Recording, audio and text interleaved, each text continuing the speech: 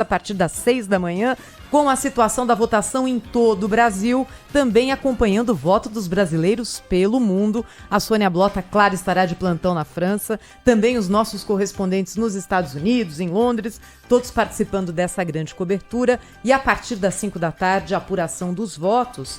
A Justiça Eleitoral não crava horário, mas se a gente tomar por base o que aconteceu em outros anos, lá pelas 8, 9 da noite, 9 e pouquinho, a gente já vai saber qual foi o resultado do primeiro turno da eleição 2022 em todas as votações. Claro que o cargo de presidente da República é o que chama mais atenção, especialmente nesse ano em que a disputa envolve dois grandes nomes da política em termos de penetração popular, de personalidade, de história. Olha, é um duelo daqueles que fazia tempo que não acontecia nas eleições do nosso país. Então, queria chamar mais uma vez a atenção do ouvinte da Rádio Bandeirantes para os fatores que podem definir de alguma forma qual será o resultado do domingo.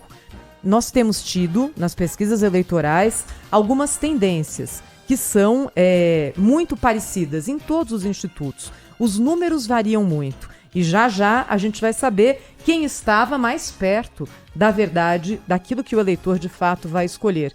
O que varia hoje é a distância, basicamente, entre Lula e Bolsonaro e a possibilidade ou não de um segundo turno. Alguns institutos dizem que o segundo turno está longe da realidade, outros dizem que a possibilidade é real e outros cravam que há uma chance muito grande de que a eleição se resolva já em primeiro turno. O que pode definir isso, segundo também os analistas que fazem essas pesquisas? Em primeiro lugar, voto útil e o grau de confiabilidade, o grau de convicção que os eleitores dos dois candidatos hoje, que não são Lula e Bolsonaro e aparecem nas pesquisas com mais do que 1%, Simone Tebet e Ciro Gomes, têm. Qual é a possibilidade de que você, eleitor de Ciro Gomes, eleitor de Simone Tebet, mude o seu voto? Segundo o Poder Data, divulgado ontem, 1/4 dos eleitores de Ciro Gomes diz que pode sim mudar de voto até domingo. É nisso que o PT tem insistido, no voto útil,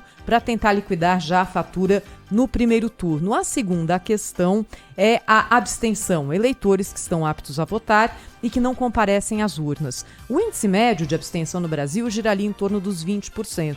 Já foi menor do que isso, já foi 17%, já foi maior do que isso, já foi 21% na última eleição presidencial, inclusive, de 2018. Esse número de 17, 18, 20, de fato reflete que 20% dos eleitores brasileiros não votam. Há uma polêmica aí. Por quê?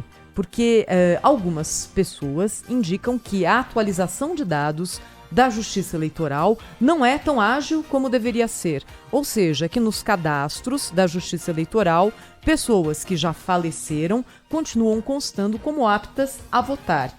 A Justiça Eleitoral tinha a expectativa de resolver isso de uma vez e de deixar essa discussão para trás com a implementação da biometria. Esse processo foi atrasado pela pandemia de Covid-19. Portanto, acho que hoje não é possível cravar se, de fato, é esse o número. A questão é que ele sempre está ali em torno dos 20%. Também no Poder Data, divulgado ontem, 9% apenas dos eleitores dizem que há a possibilidade de que eles não compareçam às urnas no dia 2 de outubro, domingo agora. É muito baixo. Ou eles estão mentindo, estão até para não admitir que há a possibilidade de que eles não votem, o voto é obrigatório, ou a gente vai ter nessa eleição um comparecimento muito acima da média de outros pleitos. E isso tem capacidade, sim, de alterar o curso do resultado da votação. E que bom, quanto mais gente comparecer, melhor é, porque esse, de fato, é o objetivo do voto, é o objetivo da democracia. Nas faixas de abstenção, quem que costuma faltar mais, Pedro? Faltam mais homens do que mulheres. Pouquinho, 1% de diferença. Mas numa eleição aqui que em alguns institutos está pau a pau para ir ou não ao segundo turno, isso pode fazer diferença. Votam os mais escolarizados com mais assiduidade do que os menos. Isso é algo que, pelo menos em tese, joga a favor do presidente Jair Bolsonaro, que tem um percentual de votação mais alto nessa faixa. Ao mesmo tempo, A abstenção entre os mais velhos é altíssima, chega a mais de 60% a partir da faixa dos 70 a mais, quando o voto já não é obrigatório.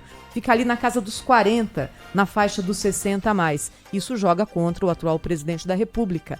A abstenção entre os mais jovens, muito baixa, entre 16 e 17 anos, fica ali perto dos 10%, metade do índice, que é o índice geral. Quem tirou o título e quer votar pela primeira vez, depreende-se que essa pessoa vai comparecer às urnas. São todos esses resultados misturados no dia 2 de outubro que vão dizer, de fato, qual vai ser o resultado da eleição, qual instituto estava mais perto da verdade e se haverá ou não segundo turno agora em 2022. 8 horas.